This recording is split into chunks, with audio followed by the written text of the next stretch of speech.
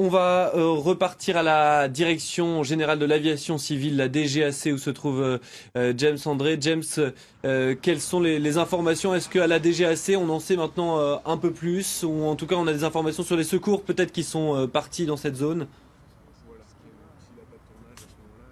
Bien écoutez, moi les informations que je viens d'avoir, je viens de parler à un responsable de la DGAC qui est descendu il y a quelques instants et qui m'expliquait que selon ces informations, il n'y a pas eu d'appel de détresse. Ce qu'il m'a expliqué, c'est que ce qu'il y a eu, c'est ce qu'on appelle dans le jargon un détresse FA, c'est-à-dire que l'avion a tout simplement disparu des écrans radars et qu'en même temps, il y a eu coupure des communications vers le cockpit. C'est-à-dire que, grosso modo, l'avion a fait un blackout total. Il a absolument disparu de tous les écrans et aussi bien des écrans radars que de l'audio vis-à-vis de la cabine.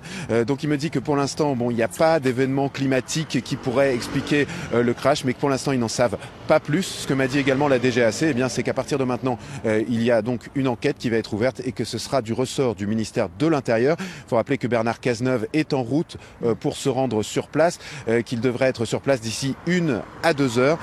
Donc voilà un petit peu les informations que j'ai pu obtenir ici à la DGAC. Donc sur les causes même de cet accident, eh bien on n'en sait pas réellement plus. Sur la zone où le crash s'est passé, on imagine que ça va compliquer le travail des enquêteurs, des secouristes aussi dans les toutes premières minutes, les premières heures qui suivent ce crash aérien.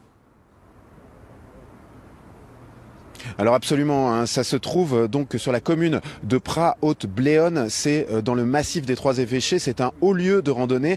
La zone sur laquelle le crash a eu lieu, il y a eu, dans les médias on a entendu une personne du secteur qui habite sur place qui expliquait que c'est un endroit extrêmement difficile d'accès, qu'il n'y a pas de route pour s'y rendre, qu'il faut plusieurs heures à pied pour se rendre sur place et que évidemment il va falloir sans doute utiliser des hélicoptères pour se rendre sur place. Alors évidemment il va falloir voir un peu comment ça se passe. Ce qu'on sait, c'est que suite à cette disparition sur les écrans radars, eh bien, les hélicoptères ont décollé immédiatement, ont repéré le lieu du crash dans les minutes qui ont suivi.